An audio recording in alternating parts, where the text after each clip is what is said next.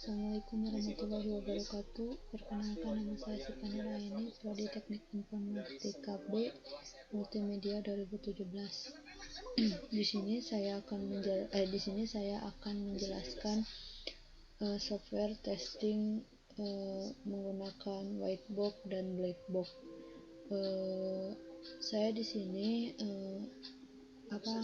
ingin menjelaskan whitebox dulu. Apa itu whitebox? Whitebox adalah pengujian yang didasarkan pada pengecekan terhadap detail perancangan menggunakan struktur kontrol dari desain program secara prosedural. Untuk membagi pengujian ke dalam beberapa kasus pengujian secara kilas, dapat diambil kesimpulan whitebox testing merupakan petunjuk untuk mendapatkan program yang benar secara 100%. Yang gimana sih whitebox tuh? Whitebox tuh lebih kayak apa? Kalau misalkan di Sublime, itu ada sort yang warna-warni. Nah itu tuh kayak sort yang penting dan itu harus ada. Kalau misalkan di notepad kan gak kelihatan, kita coba notepad dulu.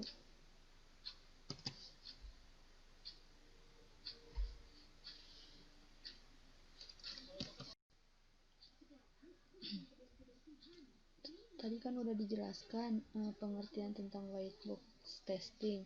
Sekarang gimana sih cara kerja whitebox testing itu?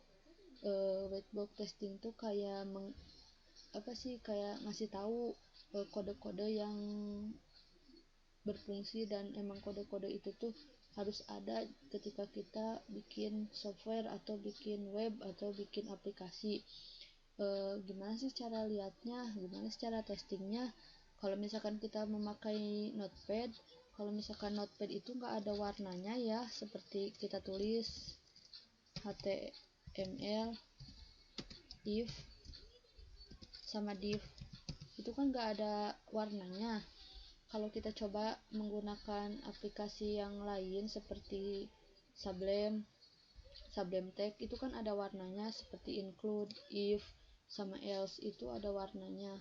Kenapa ada warnanya? Karena emang kode ini tuh berpengaruh banget bagi aplikasinya, software yang kita buat nanti itu.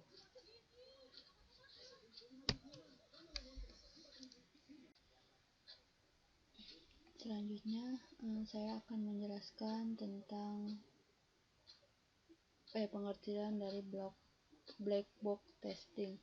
Black box testing adalah pengujian yang dilakukan hanya mengamati hasil eksekusi melalui data uji dan memeriksa fungsional dari perangkat lunak. Jadi dianalogikan seperti kita melihat suatu kotak hitam, kita hanya bisa melihat penampilan luarnya saja tanpa tahu ada apa sih di balik bungkus yang hitamnya itu. Maka pengujian black box itu mengevaluasi hanya dari tampilan luarnya saja, seperti interface-nya, fungsionalnya, tanpa mengetahui apa sesungguhnya yang terjadi di dalam proses detailnya. Kita coba di sini saya ingin mengetahui tentang isi short code yang ada di PMB Politeknik TEDC.ac.id. Di sini ada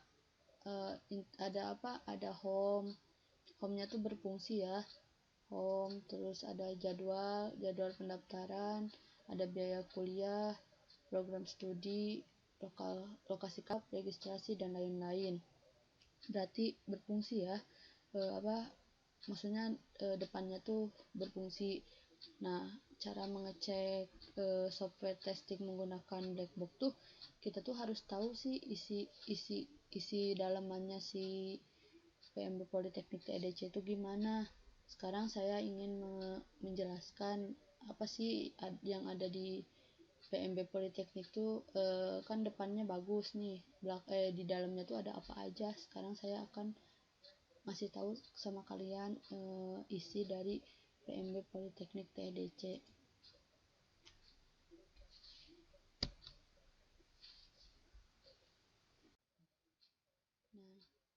kan saya udah dijelasin ya fungsional yang ada di PMB Politeknik TEDC seperti home, pendaftaran, cara pendaftaran, sama sosial media. Sekarang dalamannya tuh kayak gimana sih nih, seperti ini dalaman PMB Politeknik, bukan dalaman ya, short kode yang ada di PMB Politeknik TEDC. Saya juga nggak tahu sih ini apa aja, soalnya kan yang bikin bukan saya, mungkin admin Politeknik TEDC nya.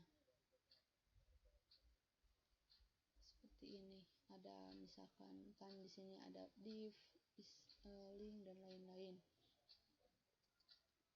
Mungkin sekian penjelasan dari saya tentang pengertian black box dan white box testing. Intinya dari pengertian white box itu, pengujian dilakukan berdasarkan bagaimana suatu software yang menghasilkan output dari input. Pengujian ini dilakukan berdasarkan kode program kalau white box testing. Kalau black box testing adalah metode pengujian perangkat lunak yang menguji fungsional aplikasi, jadi fungsi-fungsi yang ada di aplikasi tersebut, seperti yang tadi saya sudah jelaskan tentang PMB Politeknik TEDC. Mungkin sekian kesimpulan yang bisa saya sampaikan.